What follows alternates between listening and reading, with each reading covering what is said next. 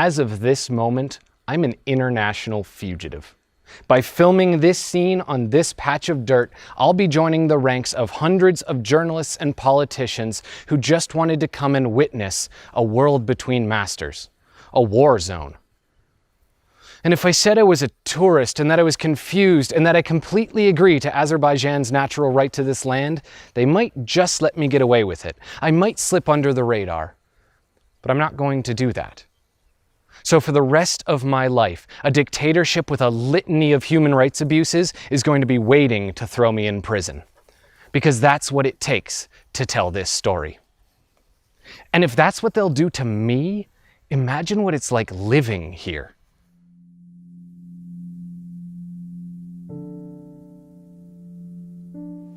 What gives you the right to live where you are? To sell your land, to grow your crops, to raise your children in a place that you think is yours. What gives you that right? It might sound like a complicated answer, but it's actually quite simple. It's force. Guns. Every law we've ever made, every agreement we've ever come to, every nation carved out of the dust, it's all guns. Might makes right. No matter how peaceful your nation may be, the only reason you're there is because of guns. The people of Karabakh understand a world where force can take away everything in an instant. They're indigenous to this region and have likely lived here for over 10,000 years. This area of the Caucasus is so closely associated with their inhabitation that it's deemed Greater Armenia in almost every language on earth. Whether you call it Ararat, Urarti, Ermenin, Mini, Armenia, or Haik, they've been here so long that the Old Testament treats them as ancient. Armenians fought Babylon. They fought Pompey Magnus and Alexander of Macedon. They fought Genghis Khan, Tamerlane, and the Mamluks. They trembled before the Ottomans and Stalinist Russia. Their entire history is a history of dying so that other people can live. And within that world of war, the region of Karabakh is the only place where they've never been completely forced from their land. While elsewhere in the region that bears their name, exile and genocide have driven them from their ancestral homes, in the Karabakh, they've never truly left. The people here call themselves donkeys because they're so stubborn. Nobody tells them what to do, not even Mother Armenia. The EU doesn't recognize them as a nation. Russia doesn't recognize them as a nation. The US doesn't recognize them as a nation. But they're still here. And if you want to remove them, you're going to need some serious guns. Unfortunately, Azerbaijan has those guns, and they're not afraid to use them. Because they too think this land is theirs, and they've spent more money than Armenia could ever dream of to convince the governments of the world that they're right. To understand how it got to this point though, let's go back a bit in history.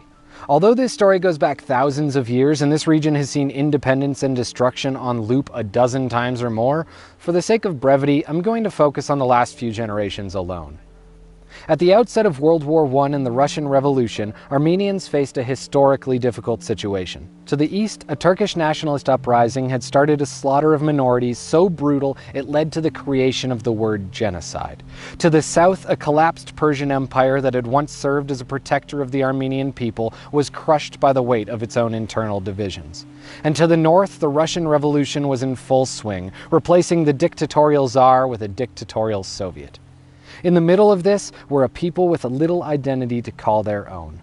They'd spent so long in other empires, split between rulers, that they barely saw themselves as a people. The genocide changed that. Depending on who you believe, Ottomans killed between 30 and 70% of all Armenians.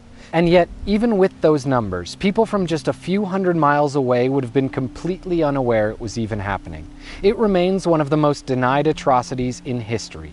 Turkey is so opposed to it becoming internationally recognized that they even murdered one of their own journalists for suggesting reconciliation. In 2007, no less. But as awful as it was, it hardened those who survived it. The Armenians have a saying, "We fight ourselves until the knife touches the bone, then we unite." And in the face of mass ethnic cleansing, a people separated by borders, language, and history began to once again see themselves as united. The knife was touching the bone. And out of this garden watered with blood, a hero arose. Geragan Nezhda is perhaps the most important man in modern Armenian history. He was the nationalist spark that lit the fire of independence. His writings, actions, and political will aimed to stave off the complete collapse of his people and to create a state to call their own. It would be no exaggeration to say that his writings changed the world. Hundreds of thousands of Armenians who'd imagined themselves as nothing more than Soviets woke up to their identity.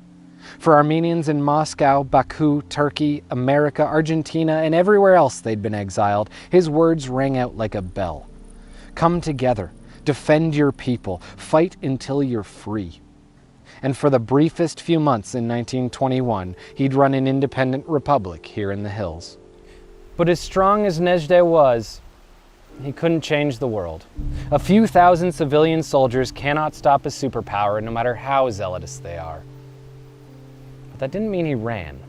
This wasn't a politician in exile telling his boys back home to die for his cause. He was leading from the front lines, and he would fight anyone who took away his idea of independence. He fought the Turks with the Tsar, and he fought the Soviets with Hitler.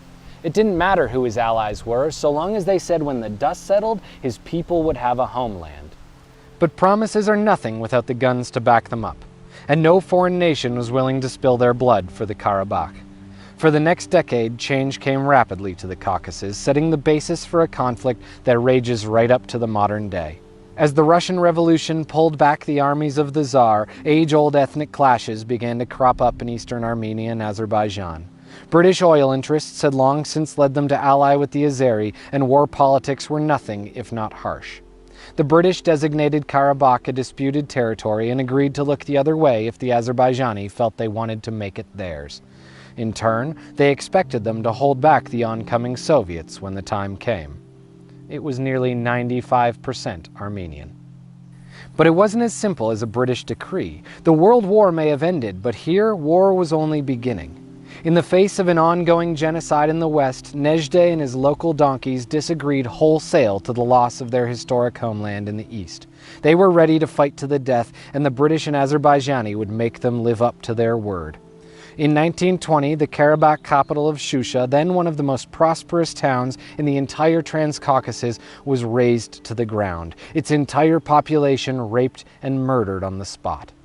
Within all this turmoil, Soviets with the backing of an up-and-coming Joseph Stalin began eyeing the old empire of the Tsar and sent the Red Army down through the Caucasus. To gain favor with the Armenians, they promised the return of Karabakh in exchange for support and soldiers. But like most things in communist Russia, what was promised didn't quite meet reality. The new leader of nationalist Turkey, commonly known as Ataturk, had hinted that he might make friends with the isolated Soviet Russian government, and in turn, they felt like they might make a good communist out of him. So in spite of historic ties, a near 100% Armenian population, and the Communist Central Committee having voted the day before to unite it with Armenia, on July 5, 1921, Stalin handed the region of Karabakh to the newly created, heavily Turkic Soviet Azerbaijan. It was a decision that surely everyone knew would end in bloodshed. For the next 60 years, the Armenians watched as Azerbaijani settlers came to set up a life in the Karabakh, a land they would soon too call their home. And for 60 years, the Armenians protested, only to be crushed again and again by the unapologetic Red Army. In 1988, as Soviet power was coming to a close, the Armenians began a protest that would rip the scar into an open wound. Pogroms, extrajudicial murder, and open hostility were everywhere. There were no good guys. From eastern Armenia to Azerbaijan, sweeping from Stepanakert down to Baku, ethnic cleansing that had been dormant for generations was brought back to the surface. The Soviets didn't intervene. They waited until it was all said and done. After all, they just wanted to control the government. They didn't really care for the people. Hundreds of thousands of refugees fled to the region most likely to keep them alive. Armenians, Azeri, Yazidi, Tatar, Georgians, Persians, all of them. They made the hard choice. You run or you die. In 1991, as the Soviet Union collapsed around them, the remaining people of Nagorno-Karabakh held a referendum to form an independent state. With the Azeri abstaining, the vote was nearly unanimous. But while the republics of the Soviet Union were in theory allowed to vote themselves into existence, they'd never considered the Karabakh a republic. On paper, it belonged to Azerbaijan, and even though Russia, now worried about an Islamic state, would send troops to fight for the Armenians, they wouldn't recognize their right to Artsakh. Fear of Turkish intervention was so strong that not even Armenia would recognize their fledgling little brother in the east. The republic was deemed illegal, and the Azeri declared war. It was a war that they'd lose. Nearly 30 years after the outset of that war, and the borders remain roughly as they ever were. Multiple years of total blockade, fighting with handmade weapons against jihadist mercenaries from across the Muslim world, and yet they've barely moved an inch. Azerbaijan's military budget is larger than the entire GDP of Artsakh, yet they still can't take this land. The human rights abuses are constant, without end. The Azeri have enlisted the help of men coming back from their time in ISIS, bringing with them the horrible lessons of Syria and Iraq. It's become commonplace for them to carve up the living soldiers they capture, sending back their bodies while posting Facebook photos of their severed heads. They've systematically destroyed cultural artifacts and ancient churches. They know history supports the Armenians, so they destroy the history. They've dropped mines with colorful ribbons attached, meant to be picked up by children, colloquially naming them after Kinder Surprise eggs. Elderly citizens are being murdered in their homes by special forces, and the Azeri dictatorship is giving medals to those who commit these atrocities. But for all the terror they've caused, it's backfiring. What they can't see is that an animal fights harder the further it's pushed up against the wall. Just ask these donkeys. Today, not a single country on earth recognizes the Republic of Artsakh. The rights of the people of Karabakh simply aren't as important as the geopolitics of superpowers. The UN may say that indigenous people have rights, but to quote Joseph Stalin, how many divisions do they have? Baku has oil, and lots of it. Turkey's in NATO, they're fighting in Syria, and they control the flow of refugees to Europe. Nobody is trading that alliance for a few thousand people in the hills. So, the Republic of Artsakh waits. They bide their time building the trappings of a state. They've built museums and statues. They've built children's playgrounds and universities. They've built a foreign ministry. Because they're waiting for the world to change. And they believe that someday people will see them for what they are. They believe that someday history will matter. But until that day, they're going to be right here, defending what's theirs with a gun. This is Rare Earth.